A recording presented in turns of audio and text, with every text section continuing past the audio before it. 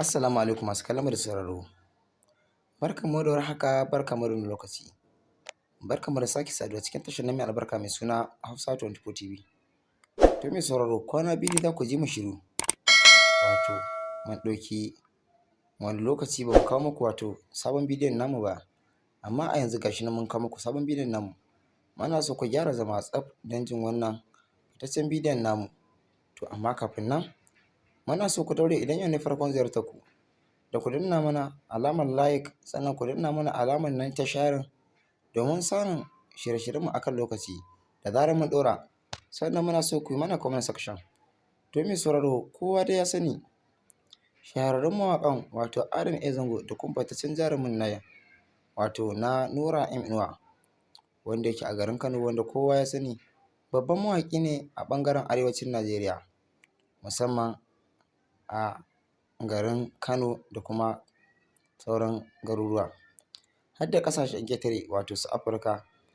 Adam A Zango shi ma ba a bashi a baya ba, inda yake zubo waƙoƙin nashi, inda baitin nashi suke da daɗin gaske, suke da daɗin saurara, musamman ma masoyan nashi 'yan arewa da kuma kudu maso yamma.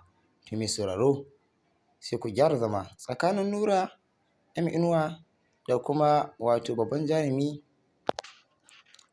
Adam A Zango. Wane ne cikinsu ya fi iya waƙa, ko kuma in ce wane ne cikinsu ya fi wani kuɗi, ko kuma in ce wane ne a cikinsu ya fi wani sa kaya masu kyau, ko kuma in ce wani ya fi wanka, wane ne ya fi wanka?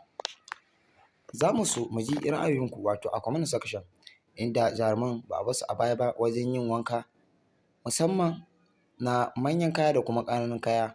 Adam A Zango kenan, shi kuma inda Nura M Inuwa ya kasance yana yawan yin saka kaya da kuma manyan riguna da kuma manyan shaddoji.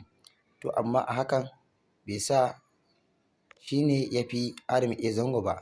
So masu sauraro muna so mu ji ra'ayinku a comment section, domin kai ne kaɗai za ku iya tantancewa wato a ɓangaren Adam A Zango da kuma Nura M Inuwa.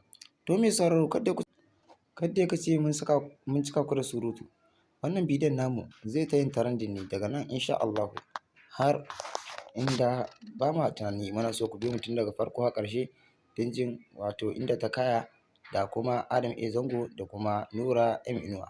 Mun gode masu sauraro, inda muka kawo muku ƙarshen sharhin namu kenan a cikin tashar tamu mai albarka mai suna Hausa 24 TV.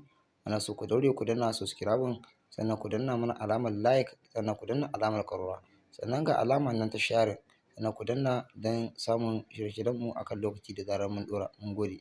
Muna so mu ji ra'ayinku a comment section.